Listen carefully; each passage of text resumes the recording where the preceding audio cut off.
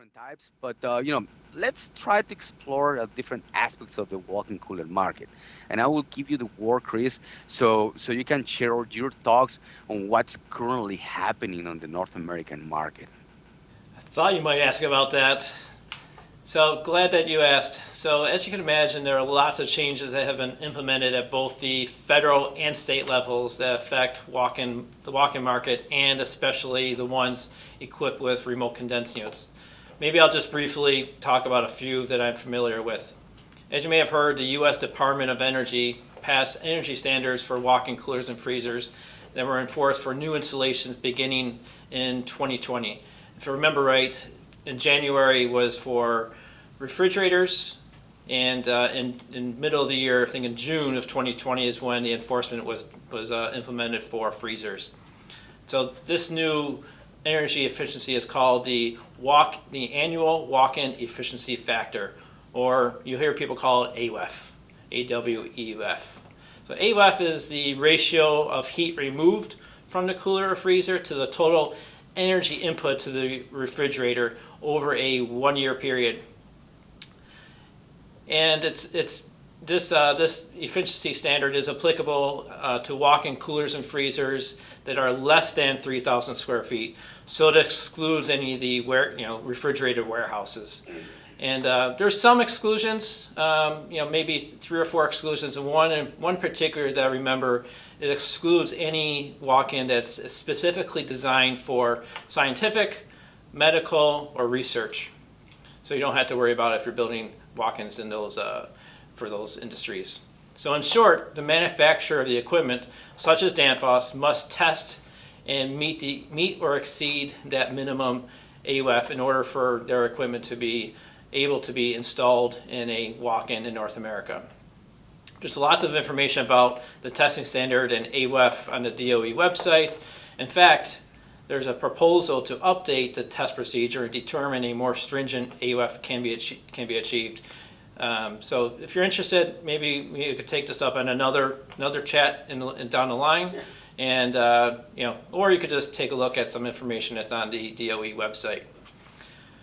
You may have also heard that the U.S. Environmental Protection Agency, or the EPA, has passed the American Innovation and Manufacturing Act, or AIM Act, as you may commonly hear it.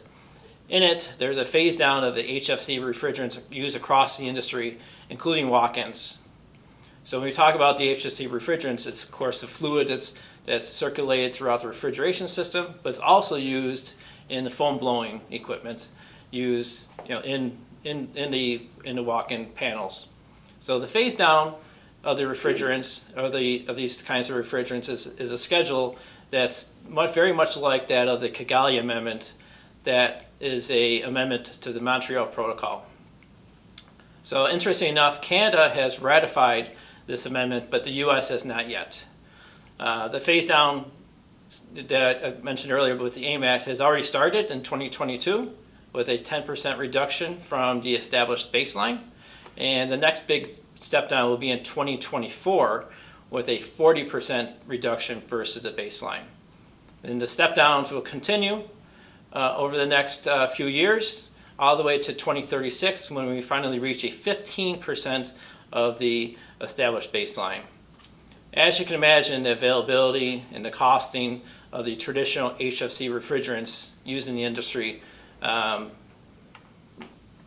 will go up, and the industry will be forced to approve alternatives that are more environmentally friendly. You mentioned R448A earlier, and that is an alternative that is currently being used.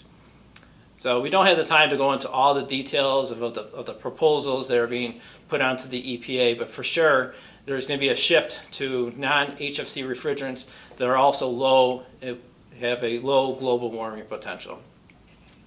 So in general, I think it's a good idea to keep track of the proposals that are being made to the EPA via their website, and it's organizations such as AHRI and the California Air Resources Board are making proposals that may end up as laws. Some are granted already, and they may end up laws in the coming years.